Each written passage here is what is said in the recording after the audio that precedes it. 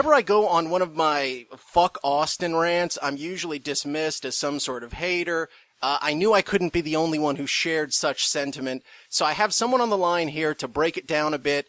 She's a music writer for the Houston Press, and her name is Kristy Loye. Kristy, how are you? I'm great. Thanks for having me on the show. Oh, thank you.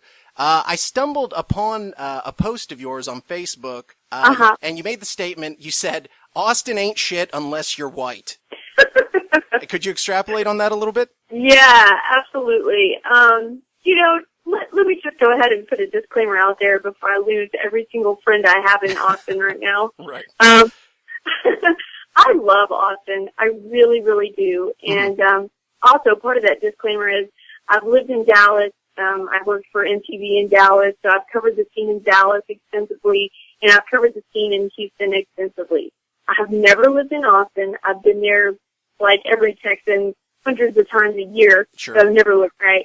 So this is my take on kind of like the Houston versus Austin scene. And what I meant by, Austin ain't shit unless you're white is that scene lacks a lot of diversity. And I get really frustrated as somebody who's constantly trying to promote the local scene in Houston that people constantly compare us to Austin. But my argument is there is no comparison. I get that.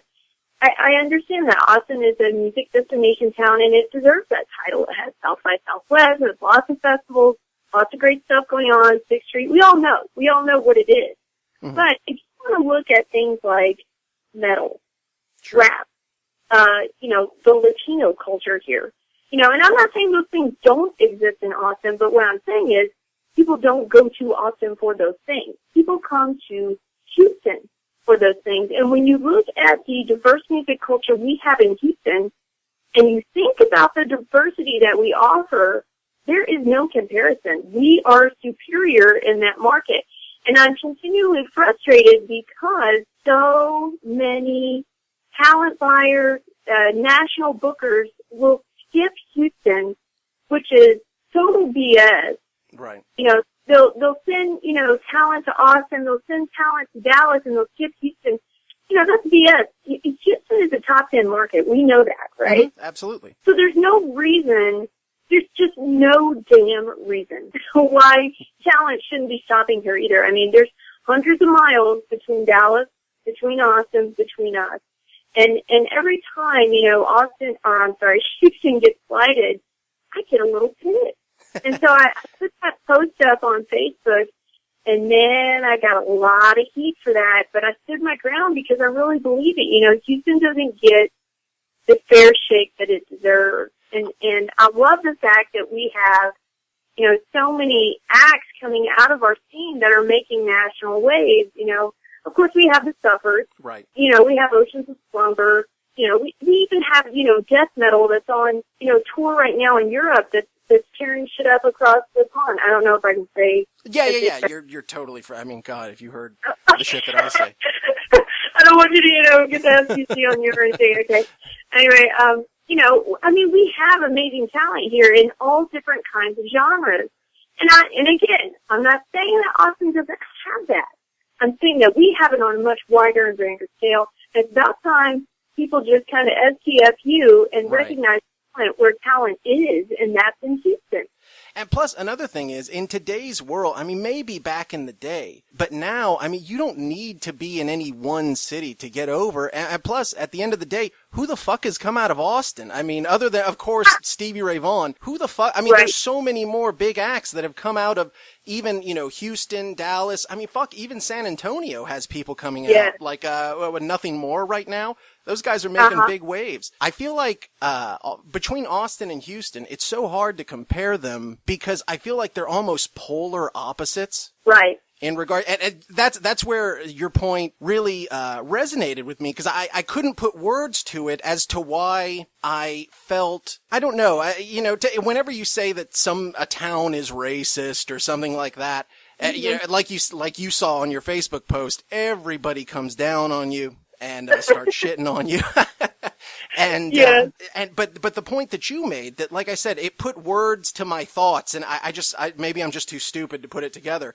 But you said that everything that is celebrated about Austin culture is white. Yeah, and I really believe that. And of course it struck a nerve with some people that are very, very close to me, and of course they live in Austin, and they're white. And so, I'm half white, okay? Mm-hmm. My mother's German, my father's Comanche, so I'm half and half myself. Sure. But here's the thing, okay? So this is what kind of bothers me about, why Austin is celebrated too, and it's for its white culture. People celebrate this kind of, college kid atmosphere, this kind of, loose, liberal, fringe, marginal, keep Austin weird kind of stuff. Mm-hmm. But look, if I'm a black rapper from Third Ward, oh yeah, that I want to go to Austin for. If I play Tejano, what the hell I want to go to Austin right, for? there's no reason. Right. If I'm in a metal band, I'd rather go play San Antonio than Austin. Oh, absolutely. Yes, stop in Austin because I know there's a metal scene there, but it's nothing like ours. And what is celebrated about Austin culture is its whiteness. And you say that to a white person and they'll get all kinds of bent out of shape. And hey, people don't, why you do, it's so funny about that post. I said that, and I guess I was feeling a little trollish on a Monday morning. Right. Just kind of sick of, the constant praise that Austin gets instead of Houston. And, it's such a cliche. I hear this from bands all the time, and they get tired of it, too. They get tired of hearing, oh, you're in music and you're really good, well, you need to move to Austin. Right. What the fuck for? Wait, what? That is such a cliche in this town that I'm sure you've been to Cactus Music and seen the shirts that they regularly sell, and it says, I'm not moving to Austin. Yeah, it's kind of like, I feel like I always hear this stuff, and as I get older and older, it gets more and more kind of like a lame-ass thing to say, where you have your friend who's just sitting around, and maybe they've got a band, maybe you don't have the heart to tell them that they suck, and they're like, oh God, it's just this fucking town. Oh, it sucks so fucking bad. Dude, once I get to Austin, man, I'm gonna be the shit. And they're like a waiter, and then they move to Austin, and it's like, okay, well, you're still a waiter, you just have like a shittier haircut now. You just have friends with better pot. That's all you got. That's all you got. It's nothing to celebrate. Yeah, I just think that if you can't cut it in this town, why would you move to a market that's already saturated? Oh my God. Like you're telling me that you're so good in Houston that no one can recognize you here, and you have to move to Austin with a saturated market to break through? Okay, that doesn't even make logical sense. If you're such a badass, you should be kicking ass in Houston. Maybe part of it is that in Austin, everything's centralized. Yes, it's centralized, and there's a built-in audience of UT students who are regularly going out to clubs, and that gives the appearance of a healthy, thriving music. If you're in Houston, I mean, okay, you do music reviews and stuff like that. I just read your review of the Eagles of Death Metal. I thought it was great. Oh, thank you.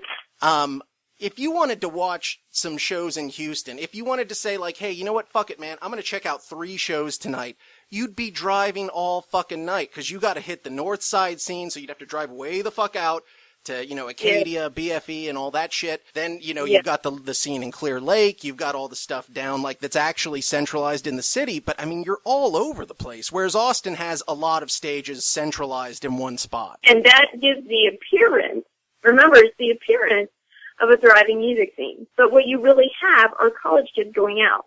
Now, what you have in Houston, you have actual fan bases that are following actual bands. These fan bases will travel. They'll travel. They'll go to different venues for their favorite bands. And it is a problem that we don't have a centralized.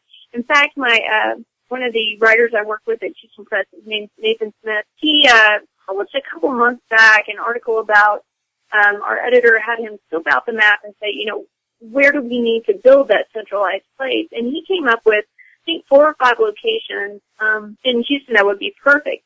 I can tell you where the Nightingale Room is downtown off Main. That is going to explode. That's going to have a lot of venues on the east side of downtown within the next 10 years. It's sort of like places like Satellite Bar. That area is going to have a lot more venues, especially as gentrification moves in. Oh, absolutely. You're going to see in the next 10 years in Houston these more centralized music areas. You're going to, and I'm just naming 2. There's going to be more. Especially, right. Our scene is getting so many more national acts. We're moving in that direction, especially like with the addition of Houston Open Air. We finally convinced somebody to bring us a decent show, which is ridiculous. We shouldn't be having to convince anybody of that. You know, this is a town that will show up for that.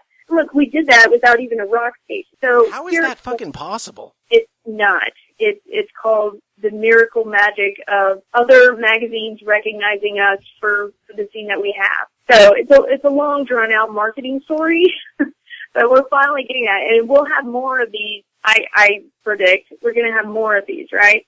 Mm-hmm. So the more music we have, we're going to have these kind of centralized locations, and I promise you, they'll get more and more genre specific. And then what you'll see is our scene really go national at that point, because what you're going to have is, it's not like Austin where you just have a bunch of college kids showing up. You have actual music bands showing up and supporting those bands. And that's going to be great. What I'd like to see, you have Raven Tower, you have White Oak Music Hall, you have Fitzgerald. You got all that up there. What I'd like to see is more of those kind of, how do I put this without offending a bunch of people? I'd like to see more of those kind of bars that are locally owned. Right. You know, God bless House of Blues. You know, they do their thing, and we appreciate that. But there's nothing like walking into Scout Bar or Fitzgerald's in this town and knowing the people that work there are always working there, and you know the person at the door, you know the security guard, you know the bartender, you know the sound guy. It's not someone different all the time. It's not this corporate face. That's what builds a scene. You know what I'm saying? Yeah, I mean, you've even seen, like, I've been here, probably like 15 years. And I mean, fuck, man, when I first got here, there was absolutely nowhere to play. But now with the North Side scene, and you mentioned the Clear Lake scene, and now those two scenes are starting to intermingle and maybe even get a little bit of penetration into the city. I mean, in a relatively short time. I really do think, especially with, you mentioned the metal scene, I think the metal scene's ready to really make some noise in Houston. Yeah, and there are some amazing, I'm telling you, some amazing, talented people in the metal scene in Houston, and I'm impressed. There's so many, of course I go to a lot of shows, as you can imagine, and there's so many times where I leave a show where I'm more impressed than disappointed that our scene has just come so far. You know, I don't know if you know my background, but years and years and years ago, I'm going to age myself here, I was a door girl / booking agent / vomit cleaner at the Abyss, which was formerly, and so I've seen us in our heyday of punk rock and metal, and then, you know, I've seen us now, and we've made this huge trajectory that is, at first was kind of meandering, like we didn't know where we were going after the ninth, but it seems like we've really found our identity lately, and I can't wait to see us just run with that. Be proud of who you are, you know, activate your confidence, Houston. You are the shit, you can do this.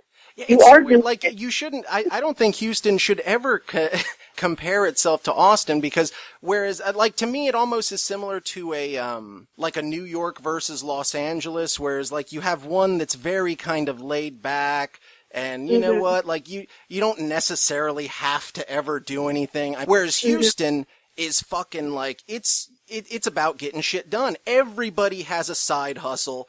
Everybody's trying to get over somehow, and it makes sense that the two cities would kind of butt heads, because they're really nothing like each other. No, they're not. You know, and Houston is liberal inside the loop. Oh yeah. Outside the loop, it's not, and it's very different from Austin in that respect. Very different for many reasons, but those differences are okay. What I would like us to do is stop comparing ourselves to Austin as if Austin were better than we are. Yeah. Because it's just bullshit. It's just somebody, and the person that says that is not out there. I'm telling you, the people that say this are not out in the scene every night of the week like we are. Right. They don't see the talent. They're not going to the clubs. They're not meeting the people who, just like you, this is why we're called Hustle Town, we all have day jobs. We all do this artistic stuff at night because we love it, because we must, because it's our passion, it's our drive, it's what we care about. We all are hustling. I mean, people are doing that elsewhere. This is us. This is Hustle Town. This is us. We are doing this. And I just get so sick of, you know, oh, well, you know, we got to move to Austin, and Austin's this, and Austin's that. Hey, you know what? Shut up. Yeah. Just shut up. I don't want to hear it anymore. Yeah, it's pretty that you asked me to do this, because we had a music writer meeting at Houston Press, and I approached my editor and I said, Austin's really starting to piss me off. And he said, uh-oh, what are you thinking? And I said, I really want to write a piece about this. He's like, all right, well, let me know. Austin kind of reminds me of, like, if you had, like, a real shitty, like, 16-year-old cousin. And you think you're like, you're living your life and you think you're doing pretty well. You're like, fuck it, I'm in my 30s. I'm still keeping it cool, but whatever. And you run into your shitty 16-year-old cousin and like everything you say to them, it's like the eyes rolling and like, oh, get out of here, grandpa. Like, I kind of feel like that's how Austin is, but it's people the same age as me doing this shit. It's like, who the fuck are you? And I always pick on, Dallas, Deep Ellum for being such a, hipster bro manufacturer. Right. But I gotta tell you, I have, in the past 5 years, and I'm sorry, but I'm just not a fan of hipsters, there have been more hipsters in Austin, move to Austin, claim Austin, Austin's weird because we make it weird. Well, you can keep that. Like, I mean, if you go to, like I said, like Austin gets, it's almost like Houston is like the weird middle child of Texas, and it shouldn't be because we're the biggest fucking city in the whole place. But for some reason, like I was listening to Howard Stern recently, and they had to go to Austin because they were doing an audition for America's Got Talent there. Of course, Howard, hosts the show, and he's like, "Is Austin the biggest city in Texas?" And somebody's like, "Yeah, I think so." Like, what the fuck? Like, you almost put your head through the wall. It's like it's the smallest of all major cities in the state. Yeah. It's fucking crazy. The perception of Austin outside of Texas. Yeah, in their minds it is. Yeah, sure. Absolutely. If you ask them, they'll say it's the shit. Yeah, you'll see people who like, you knew them and everything was fine, and then you flash forward 6 months and they've been living in Austin a few months. And once again, if you look at their lives are not different at all. Once again, if they were a waiter here, they're a waiter in Austin, but maybe now they're a waiter at like a kooky place that does like, donut hamburgers or some shit like that. And they got fucking, some tattoos, and now they're looking at you like you're like your small town gym, I think that Austin suffers from delusions of grandeur on just a cultural scale. They believe that they're so much better than what they are. And my God, I'm going to say it again. I really love Austin. I love going there. I enjoy my friends there. Mm-hmm. But that town is not the musical pinnacle of the state. Absolutely. It's got a great scene, but it's not. It's just not. Even Dallas, I covered Dallas for so many years, and so many great acts have come out of Dallas. Mm-hmm. Dallas is even more diverse. I mean, you've got, Oak Cliff. You've got these great neighborhoods that are producing, these incredible musical acts that are going places. Austin produces one kind of thing, and it's that one celebrated thing. It's that one kind of independent, this white kind of culture, and that bothers me. That bothers me that receives so much praise. It's just not fair.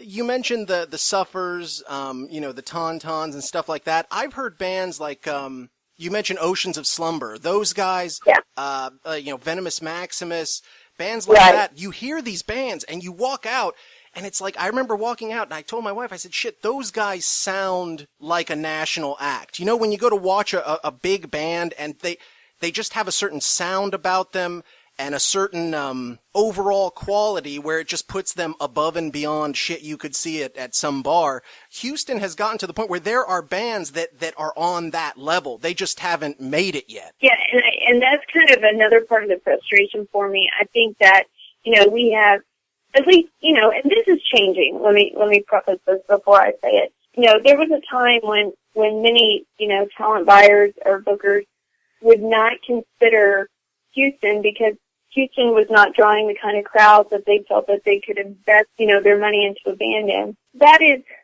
unfair because, like you said, our geography is so scattered. Right. That these bands their core fan base will show up to a gig, right? Mm-hmm. But that core fan base, let's say, is, 300 people. Right. On any given night, out of those 300 people, maybe 50 show up, right? And that's not good enough for a talent buyer. That's not good enough for them. And that's unfair just based on our geography. Now, if you were to take that same band and put them in Austin, sure, where it's a centralized place, maybe you have the city there, but you also have a bunch of college kids Right. show up on the same night just because they're there to party in at 6th Street. Okay, so who's really drawing whom? That's Right, exactly. There's no, to me, to draw, like you said, that 50 people, to draw that 50 people to fucking BFE or Acadia, you've really done something. When my dumb ass, I schlepped myself 30 minutes out there to go see these bands, because they're worth it. They're worth checking out. Absolutely. And it's always frustrating for me that, not only will talent buyers, in the past have passed us up, but we have people in our own scene that say stuff like, oh, you're going to move to Austin. Right. And you're going to go to Austin and be the same asshole you are here. Maybe you need to move to Austin. Maybe that's the correct response to that. Maybe you need to leave. Okay, not us. Maybe you. I mean, that's the thing. Like, I know people, and it's like, okay, you're miserable here, and you go to Austin, and, anytime you move anywhere, you're going to have a good 6 months where you're really psyched because you're surrounded by new stuff. But eventually, like, you're still just you. And whatever talent you had here, whatever drive you had here, you take it over there with you, and you're just going to be the same person. So you might as well save some money and kick some ass right here. Absolutely. And it can be done. It can be done. And, another thing is, I was thinking about this the other day. We have bands here that have been doing their thing since the 70s, since the 80s. I mean, look at The Hate, DRI, My Dolls. Those punk bands have been doing their thing since the Reagan years and before, and are still kicking ass. They are still at it. I mean, there's no reason, for you to, close up shop or, oh, we're in Houston, just forget about it. No, I mean, you can still do this and be successful. We did that cover story at Houston Press a couple of weeks ago about the women in Houston music. Mm-hmm. And my co-writer, Jesse Dejas Jr. and I, we interviewed just dozens and dozens of these women in Houston music, and some of them have been doing this for years. And what was so amazing to me that stood out in this piece was that these women were doing it before women were doing these kind of jobs and dolls and all. Sarah Fitzgerald, running Fitzgerald by herself in the 70s, and other clubs trying to get her shut down, and she managed that club, made it a success. I mean, sold out her very first night. I mean, she's an incredible woman. That kind of stuff has been going on here forever. Is the plan at Fitzgerald's for her to stay on going forward, or are they looking to eventually hand that off to somebody? Right now, I mean, according to her, last time I spoke, unless something has changed, it's her. Sarah's doing her thing. She's never going to quit. I mean, she's an amazing woman. I mean, there's just so much of that, and she's in so many great stories. Yeah, I just went to a metal show at Edo, East Town Warehouse, and the turnout, the bands were incredible. They were really good, but the turnout was not very good. Yeah. And I'm always, in my writing, I'm always kind of bitching at fans like, you need to show up and support these people. But if you don't, then we won't have Metal Night downtown. Right. It's not going to happen. You have to show up to this stuff. There's so much to the timing. There's so much to the scheduling. There's so much to you can't even book around a holiday. You have to be so careful with this kind of stuff. Right. Okay, for instance, and this is not a local act, but Thy Art Is Murder, a band that I'm very familiar with and I've interviewed a couple times, and great guys.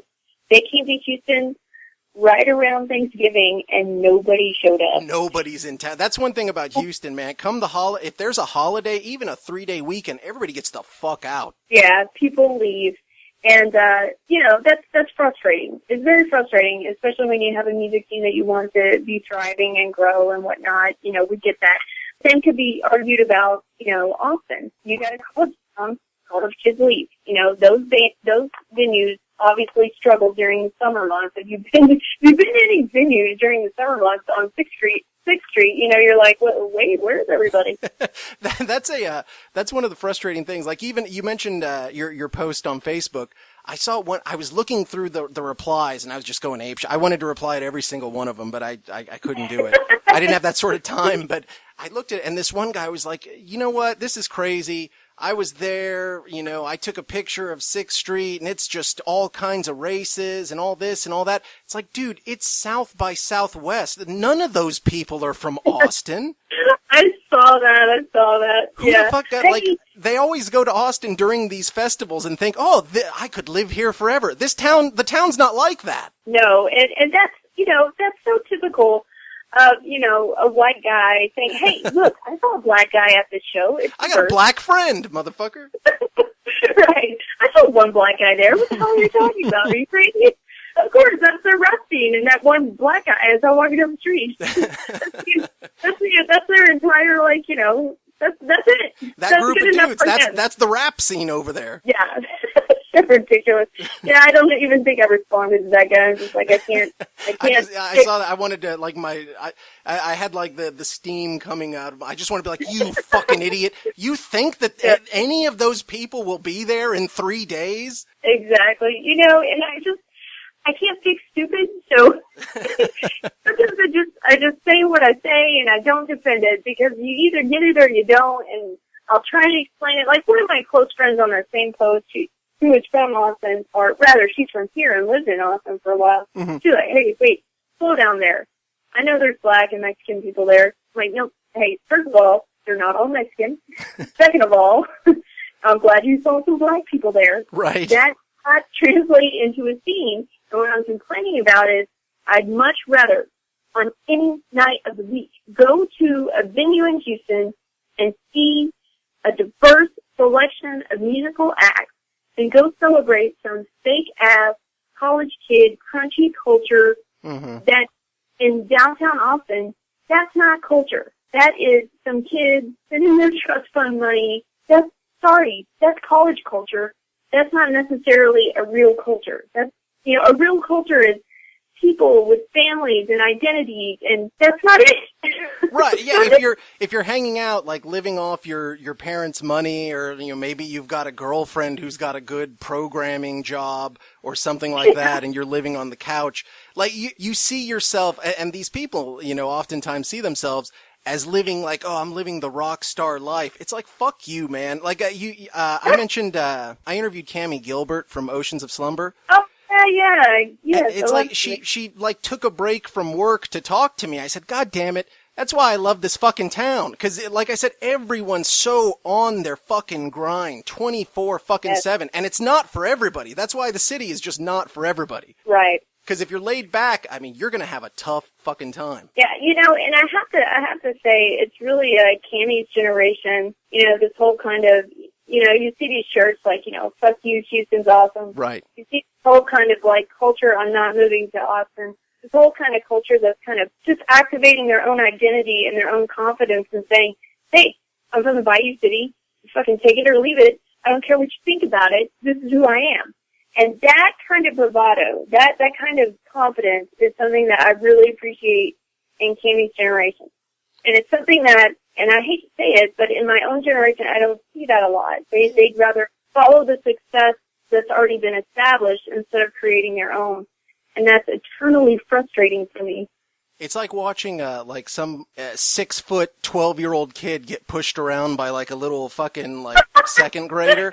And you're like, why doesn't that kid just beat the shit out of the other kid? Like, I think that's us. I completely agree. And, we've had people come into our town, like Mark C. Austin, the talent buyer, the manager for the Sons and the Suffers. This is a guy that I'm just a huge fan of. If you don't know his story, and you may get mad at me for bragging on him, but oh well, I'm going to brag on him. This was a guy, who was in the middle of an accounting career and fell in love with photography. And started just on his own after working all day like we all do.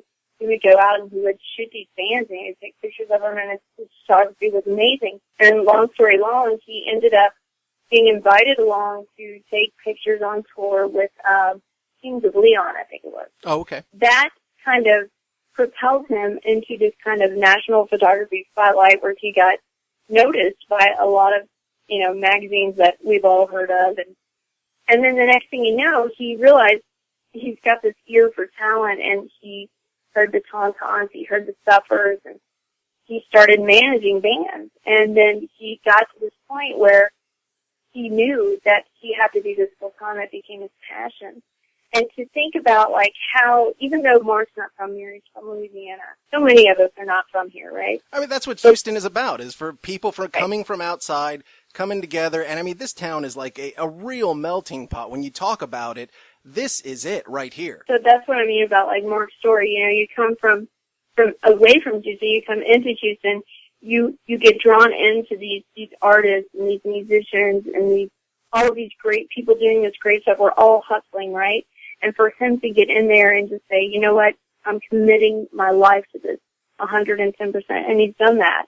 And he has taken the suburbs to this kind of national spotlight, right? So he does these amazing things. And now he is like the guy in Houston music. If you want to know what's going on, you go to Mark Austin. And I love that story. The same with Sarah Fitzgerald, and the same with so many people in our town, you know, that have these incredible, you know, underdog, come from nothing, come from nowhere, these stories, and just make themselves into something incredible.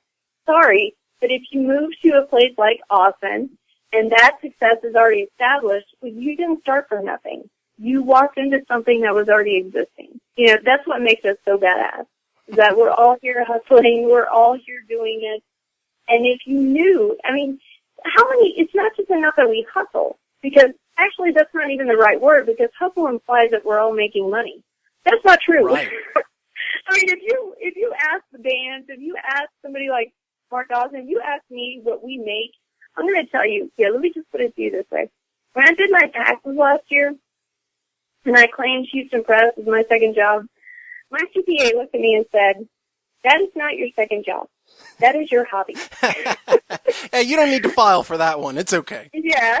I mean, yes, you have a little income there, but you are spending way more than what your income is on the local scene.